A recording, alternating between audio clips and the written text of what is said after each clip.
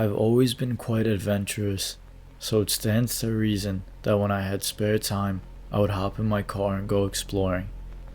I especially liked finding old abandoned homes, and there's lots of them in Colorado.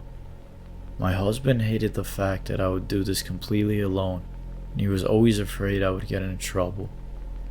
When I saw a no trespassing sign, it was an invitation, so it's no surprise I would often be where I wasn't supposed to. One day, while driving out of town, down an old country road, I happened upon an old farmhouse, so I pulled into the driveway. There was no garage, no carport, so my car was right in plain sight. This old red brick farmhouse was all boarded up, but around the side of the house, there was an opening where one of the boards had fallen off. I scrambled up on it and crawled through. I found myself in a front bedroom. Of course, it was rather dark, but there were cracks in the boards, and that just let in enough light that you could easily maneuver throughout the house without much difficulty. Imagine my surprise to find everything still in the house untouched. Near as I could tell it had been empty since sometime in the 60s, so it had been sitting in this condition for at least 20 years. I found this very strange that no kids had gotten inside to party, and there wasn't evidence of a homeless person. This house could have been easily seen from I-25, a major highway that goes through the heart of Denver. There was an exit even within the walking distance to the house. Denver had a very large homeless population, just like all the big cities have. The living room had all the furniture, lamps, tables, and the bedrooms had all armoires and iron beds.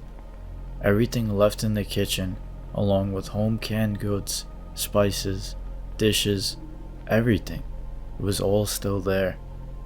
In the bedroom where I entered, there was a portable toilet, and I wondered if someone had been sick.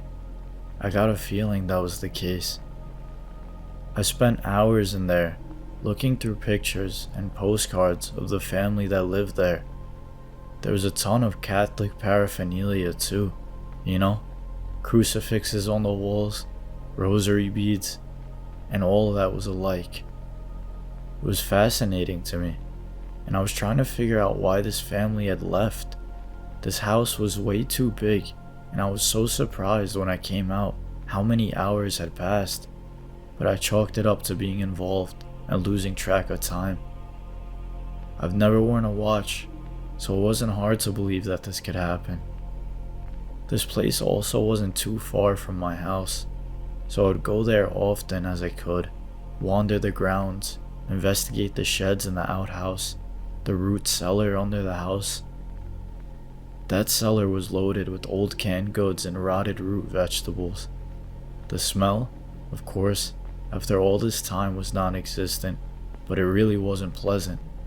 I kept wondering what had happened there. I did not know that the family that owned this house just lived around the corner on the same street. How I found out was, they caught me there and ran me off.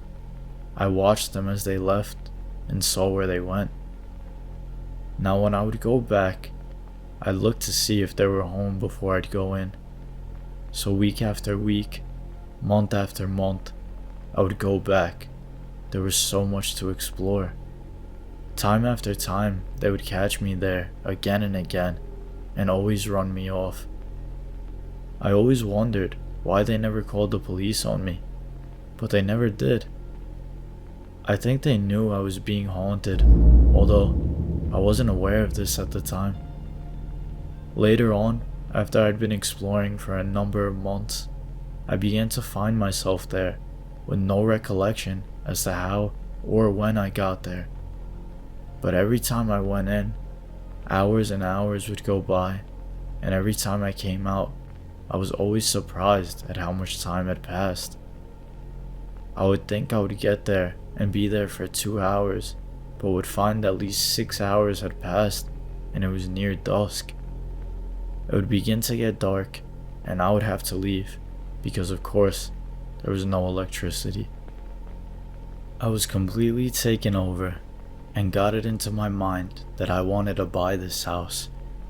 I talked to my husband about it, never revealing to him that I'd been going there. I kept it a secret from everyone, even my best friend. I did some research and tried to find out anything I could about it. I did find out it was built in 1910, but could get no other information about it. I even tried to talk to the people that owned the house, but they would never tell me anything and would just tell me to leave, again. I never damaged anything and left everything as it was. I never took anything from that house until one day. That day I was drawn to an old green clothing hamper in very good condition, and since I needed one at home, I took it. No one would miss it, right? Now, I had made a connection, which was a bad move. Soon after I took this hamper, I had a dream. Or was it a dream? A figure in a dark hooded cloak approached me and said, "Can I come into you and finish living out the rest of my life?" I replied, "If I do, then when do I get to finish out the rest of mine?" And the figure disappeared, and I woke up. Creepy. I do believe that the hamper was the catalyst for this event. I should not have taken anything. Thou shalt not steal. There's always a reason for his commandments. The next time I went to that house, it had been completely demolished.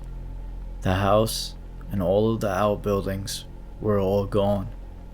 There was absolutely no trace that anything was ever there. There was no trace that even I was there.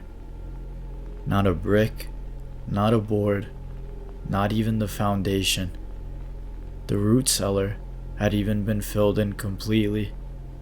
I was devastated and wondered, how? Why would they do this? The house was safe and it could have been sold. It could have been sold to me. I'd been going there 2 and 3 times a week, so I don't know how this was accomplished so quickly. I wondered if my dream had came after the destruction of the building, but I had not known what they'd done, and the hamper made it possible so that the spirit would visit me. I kept that hamper for a number of years and was always haunted by whatever happened to me there. As long as I held on to it, I could not release myself from the spirit that inhabited that house. However, I never had any more dreams. I finally did rid myself of it, though, because I knew as long as I hung on to it, I'd never be free. I do not remember how I disposed of it, but it wasn't until then that I was finally released from everything that had gone on in those prior years. I'm very much more careful now when and where I go, and will stand outside and take the time to size up the spirit or any spirits connected to these old places before I enter.